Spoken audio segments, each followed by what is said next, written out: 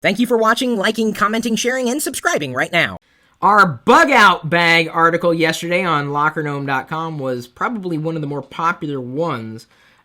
We had a lot of comments there and quite a few suggestions. And thank you for the suggestions that you posted on the article on LockerGnome.com. We decided to follow up with that, given that so many of you were really interested in creating a backup bag of sorts in case of emergency. You shouldn't just be thinking about backing up your computer or grabbing your computer in case of an emergency, especially since that computer may not help you survive in the wild.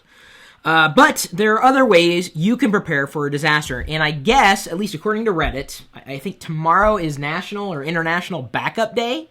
So use this time to not just back up your data on any one of the computers that you have in your house or home or business or home office, whatever.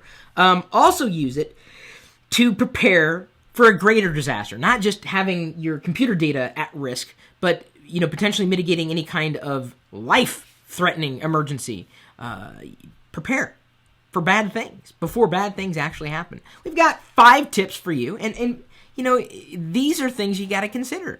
Even if you don't think it's ever going to happen to you, that's usually when disaster strikes. So we've got 5 tips to help you prepare for a disaster. Number 1, store plenty of food and water. I have a couple of rather large tanks of water in our garage, easily accessible. And we've got a few dried food supplies. Granted, I would want to store up more dried food supplies, just in case something happens, like an earthquake or, I doubt I'd have to worry about a flood for where I live. But, if something bad happens, you got to eat and you got to drink. Unless you're like that woman on, what was it, My Strange Addiction? It's a show on TV. I'm not kidding. She drinks her urine. Not cool. It's not suggested. Not even, well, I guess if it was the last thing you could do. So, another thing that you might want to do without grossing yourself out is plan for multiple exit strategies. Think of contingencies. Think of any type of thing that could go wrong and work through it. So that way when something does go wrong, at least you've got that plan laid out and people know what to do. Whether you live alone or you live with a family, you're doing everybody a favor by planning ahead like this. The next tip, if your state and or region allows you to possess firearms, get one. Yeah, I know, Americans, right to bear arms and all that stuff. Whether you want to, have a gun on you all the time, depending on which state you live in, it's generally a good thing to be able to protect yourself. Imagine if something really, really, really bad happened, like a zombie attack or something like that. Okay, maybe that's a bit outlandish. Let's go with something a little more realistic. Food supply lines were cut off, and suddenly there was no way of getting food shipped in from various regions, and people discovered that you had some food and water stored. How are you going to keep them away? And what if they come at you with a gun? How are you going to protect yourself? I'm not saying that you've got to become a someone who shoots everybody on sight, certainly before asking questions. But in terms of protecting yourself, your property, and your family, I hate to say it, but if push comes to shove, the one who's in control is likely the one who's got a weapon. And I hope that the weapon that you have isn't something as simple as a pair of scissors, because this probably won't stand up very well against someone who's got a chamber with a bullet shoved down the other end that could fire across the way and possibly hurt you, or kill you, or someone that you know or love. So another thing you may consider, establishing alternative energy and communication solutions.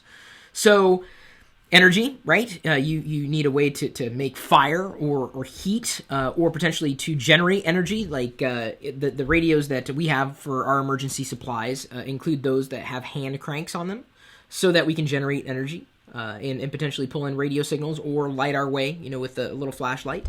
And having something that doesn't rely on battery powers with battery that has to be replaced is something I would say is you want to do.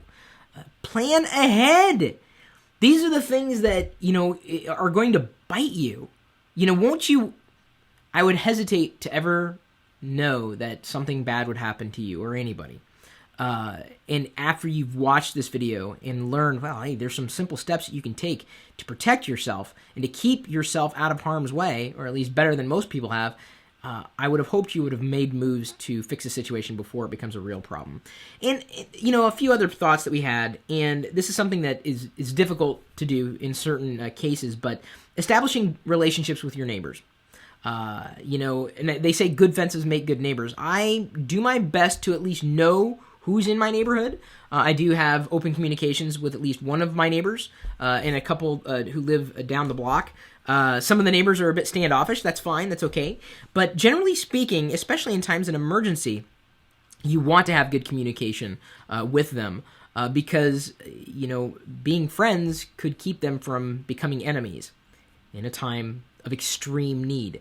This past year, you might remember we had a power outage. Our house was one of maybe 2 or 3 on our block that still had power because we had a generator installed a few years ago, and that saved our bacon, literally, because we had bacon in the fridge, and the fridge kept running, and things were cool. We could have stuck it outside because it was it was freezing temperatures outside. It was the ice that ended up knocking out power cables to our community. But we were able to stay warm. And if, worse came to worse, if I would have known that, there were certain, if there were elderly couples in my neighborhood or just older people in general or young couples with babies, I would have been inclined to allow them to stay warm if they couldn't stay warm if the power outage lasted for a lot longer than just a couple of days. So, just a few tips for you. Prepare. Think about whenever someone says you should do something to protect your computer, you should also be thinking do something to protect yourself and your family.